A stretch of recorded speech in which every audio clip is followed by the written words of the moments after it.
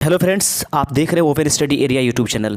Bihar BPSC के द्वारा अपने किसी भी एग्जाम्स में कुछ आंदोलन ऐसे हैं जो जनजातीय आंदोलन है या कुछ ऐसे प्रमुख आंदोलन है जिसको अपने एग्जाम्स में रिपीट किया ही जाता है। बीपीएससी TRE 1 में TRE 2 में भी देखा गया है कि इन जो प्रश्नों को मैंने सेलेक्टिव 16 क्वेश्चंस आप लोगों के लिए सिलेक्ट किया है, इन सभी 16 क्वेश्चनों को किसी न किसी एग्जाम्स में किसी न किसी पेपर्स में रिपीट जरूर करके दिखाया गया है। तो इन 16 प्रश्नों को आप बिल्कुल A to Z देख जाइए बिना किसी प्रकार का कोई हेजिटेशन किए हुए। इन 16 प्रश्नों को बस आपको ध्यान में रखना है और आप देखिएगा इस एग्जाम्स में भी आपको ये रिपीट करते हुए नजर आएंगे। तो पहला प्रश्न है, विलायत अली का संबंध निम्नलिखित में से किस विद्रोह से है?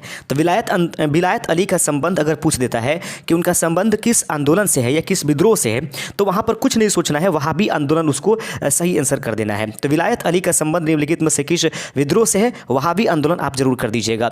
अगर देखा जाए दूसरा नंबर क्वेश्चन, तो ये भी प्रश्न कई बार जो है रिपीट किया गया है एग्जाम्स में और ये बीपीएससी के सभी फेवरेट क्वेश्चन से आंदोलन से संबंधित। वहाबी आंदोलन के प्रवर्तक थे, तो वहाबी आंदोलन के प्रवर्तक निम्नलिखित में से कौन से हैं? सैयद अहमद शहीद। याद रखेंगे, सैयद अहमद जो हैं वो वहाबी आंदोलन के प्रवर्तक माने जाते हैं बिहार में। ठीक है, ऑप्शन नंबर ए इसका सही आंसर हो जाएगा। दूसरे का कंफर्म रहिएगा, ये प्रश्न रिपीट अवश्य किए जाते हैं आपके एग्जामिनेशंस में। बिल्कुल आप थोड़ा सा धैर्यता बनाइए और इन प्रश्नों को धैर्य रूप से देख जाइए। तीसरा नंबर क्वेश्चन है कि भारतीय स्वतंत्रता संग्राम के इतिहास में ब्रिटिश संस्थाओं के बहिष्कार का पहला उदाहरण निम्नलिखित में से किस विद्रोह में देखने को मिलती है? तो भारतीय स्वतंत्रता संग्राम के इतिहास में अगर देखा जाए तो ब्रिटिश संस्थाओं के बहिष्कार का पहला उदाहरण निम्नलिखित में से किस विद्रोह में देखने को मिलती है? अगर ये प्रश्न पूछ देता है तो इसको सैनिक विद्रोह के नाम से आप जानेंगे। एक याद रखेंगे। तीसरा नंबर क्वेश्चन कहता है कि यदि क्वेश्चन पूछ दे कि भारतीय स्वतंत्रता संग्राम के इतिहास में ब्रिटिश संस्थाओं के बहिष्कार का पहला उदाहरण निम्नलिखित में से किस विद्रोह में देखने को मिलता है? तो अगर यह क्वेश्चन पूछ देता है कि भारतीय स्वतंत्रता संग्राम को अगर देखा जाए, उसकी पूरी इतिहास को देखा जाए, तो ब्रिटिश संस्थाओं के बहिष्कार का पहला उदाहरण किस आंदोलन में आपको प्रत्यक्ष रूप से दिखाई देता है? तो ये तीसरे का सही आंसर आप वहाबी आंदोलन कर दीजिएगा, यानी कि तीसरे का ऑप्शन नंबर सी इसका राइट आंसर हो जाएगा। ठीक है, वहीं पर बात करें चौथा नंबर क्वेश्चन कि वहाबी आंदोलन के दौरान निम्नलिखित में से किस नेता को काला पानी की सजा हुई थी? तो वहाबी आंदोलन के दौरान एक व्यक्ति है, एक नेता है जिनको काला पानी की सजा सुना दी गई थी। तो वो चौथे का सही आंसर है अब्दुल रहीम। याद रखिएगा, वहाबी आंदोलन के दौरान निम्नलिखित में से किस नेता को काला पानी की सजा सुना दी गई थी? तो काला पानी की सजा जो है अब्दुल रहीम को सुनाया गया था। ठीक है, वहाबी आंदोलन के दौरान चौथे नंबर का ए इसका आंसर आप कंफर्म समझिएगा। ठीक है, आगे देख लेते हैं। 9वां नंबर प्रश्न, थोड़ा सा स्क्रीन को बड़ा कर दिए हैं ताकि स्पष्ट हो जाए। अहले हदीस संबंधित है, तो अहले हदीस का संबंध किससे है? खिलाफत आंदोलन, वहाबी आंदोलन, असहयोग आंदोलन से या अहमदिया आंदोलन से? अगर ये क्वेश्चन पूछता है कि अहले हदीस संबंधित है, तो अहले हदीस जो है वह जो है दोस्तों वहाबी आंदोलन से संबंधित रहने वाला है। तो अहले हदीस वहाबी आंदोलन से संबंधित है। आगे है, देख लीजिएगा छठा नंबर क्वेश्चन। ये तो बीपीएससी TRE 2 में ये तो बिल्कुल ही कमाल का क्वेश्चन था, किसी न किसी से 6 to 8 में पूछा गया, 1 to 5 में पूछे गए, उसके बाद मैं जहाँ तक उम्मीद कर रहा हूँ कि 1 to 5 में TRE 1 में पूछा गया था और 6 to 8 में ये क्वेश्चन पूछा गया था। कई बार इसको रिपीट किया गया है। सिद्धू और कान्हो का संबंध निम्नलिखित में से किस जनजातीय विद्रोह से है? यानी कि सिद्धू और कान्हो जो दोनों भाई थे, ये इनका संबंध जो है एक जनजातीय विद्रोह से था बिहार में। तो वह कौन से आंदोलन था, वह कौन सा विद्रोह था जो कि आपको कुल मिलाकर के बिहार और झारखंड वाले सीमा को आप समझ सकते हैं, इसी क्षेत्र पर यह पाया जाएगा। तो छठे का सही आंसर है ऑप्शन नंबर सी, संथाल विद्रोह से। सिद्धू और कान्हो का संबंध निम्नलिखित में से किस जनजातीय विद्रोह से अगर होगा तो संथाल विद्रोह, इसको आंसर कर दीजिएगा। अगर क्वेश्चन इसको घुमा करके पूछे कि निम्नलिखित में से संथाल विद्रोह का जो है नेता कौन था, तो सिद्धू और कान्हो, जो कि 6 to 8 में इसको नहीं दिया गया था और ऑप्शन नंबर ई इसको फंसा ले गया था। ठीक है, आगे क्वेश्चंस देख लेते हैं। अगला क्वेश्चन आपके सामने प्रश्न कहता है 7वां नंबर कि निम्नलिखित में से किस जनजातीय विद्रोह के परिणाम स्वरूप अंग्रेजों को संथाल परगना की नई प्रशासनिक इकाई का गठन करना पड़ा? तो निम्नलिखित में से वह कौन सी जनजातीय विद्रोह है जिसके परिणाम स्वरूप अंग्रेज लोगों को संथाल परगना की नई प्रशासनिक इकाई का गठन करना पड़ा था? तो 7वें का सही आंसर एक बार आखिर हो जाएगा संथाल विद्रोह के वजह से। आगे बढ़ते चलते हैं, 8वां नंबर क्वेश्चन है और 8वें नंबर क्वेश्चन को देख लीजिए। कहता है कि खेरवार आंदोलन के नेता कौन थे।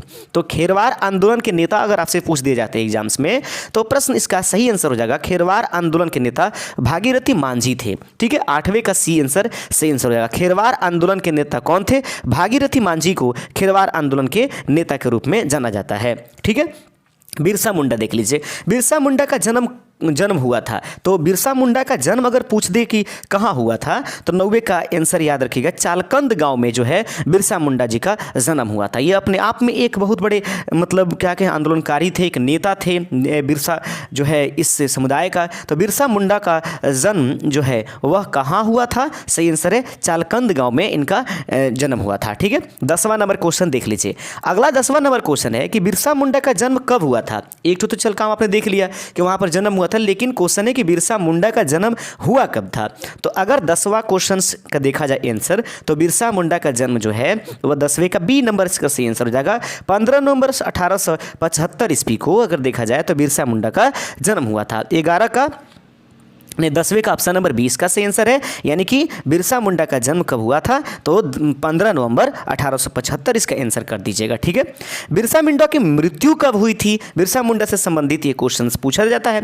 बिरसा मुंडा की मृत्यु कब हुई थी? तो 11 का अगर क्वेश्चन पूछ देते 11 का सही आंसर 9 जून 1900 ईस्वी को बिरसा मुंडा की मृत्यु हो गई थी। ठीक है, आगे देख लेते हैं। अगला क्वेश्चन है 12वां नंबर। अगला क्वेश्चन बहुत ही बढ़िया क्वेश्चन है।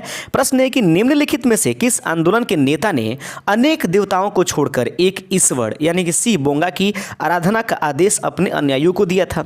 निम्नलिखित में से आंदोलन के वह कौन नेता था जो अनेक देवताओं को छोड़ करके ईश्वर की आराधना के आदेश पर अनुयायियों को दिया था कि ईश्वर के आदेश का ही पालन करें? ठीक है, तो 12 का ऑप्शन नंबर डी सही आंसर हो जाएगा, बिरसा मुंडा। एक बार फिर से इसका सही आंसर हो जाएगा। ठीक है, आगे देख लीजिएगा। कल प्रश्न कहता है कि बिरसा मुंडा की सबसे पहली बार कब गिरफ्तार किया गया था? तो बिरसा मुंडा की गिरफ्तारी सबसे पहली बार कब किया गया? ठीक है, यह जो मुंडा विद्रोह के एक नेता हैं, तो बिरसा मुंडा की सबसे पहली बार गिरफ्तारी अगर देखा जाए तो कब किया गया था? 13वें का ऑप्शन नंबर ए इसका सही आंसर हो जाएगा। 24 अगस्त 1895 ईस्वी को बिरसा मुंडा को सबसे पहली बार गिरफ्तार किया गया था। ठीक है, आगे देख लेते हैं। अगला क्वेश्चन आपके सामने है और प्रश्न देख लीजिएगा। बिरसा मुंडा की मृत्यु किस बीमारी की वजह से हो गई थी? ठीक है, उनका मृत्यु हो गया था, मैंने जहाँ तक पढ़ा इसको शायद जेल में ही मृत्यु हो गई थी। तो बिरसा मुंडा की मृत्यु किस बीमारी की वजह से हो गई थी?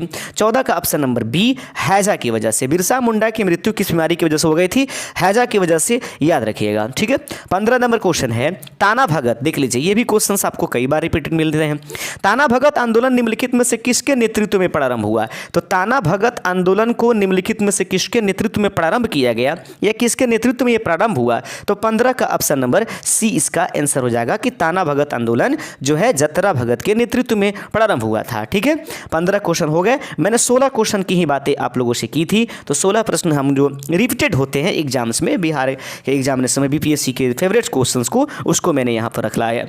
निम्नलिखित में से कौन सा जनजातीय आंदोलन सवयज्ञ आंदोलन के समय भी सक्रिय था? वह कौन सा आंदोलन है जो एक जनजातीय आंदोलन है और यह सविनय अवज्ञा आंदोलन के भी सक्रिय था, उस समय भी एक्टिव था? तो सही याद रखिएगा, ताना भगत आंदोलन जो था वह जनजातीय आंदोलन है और वह सविनय अवज्ञा आंदोलन के समय भी एक्टिव था। तो उम्मीद करते हैं कि ये 16 क्वेश्चन आपके सामने जो रखा बहुत ही इंपॉर्टेंट साबित होगा और आपको हर एक बिंदु आपको समझ में आ गई होगी और आप इसको याद कर चुके होंगे। शुक्रिया, मिलते हैं अगले वीडियो के साथ।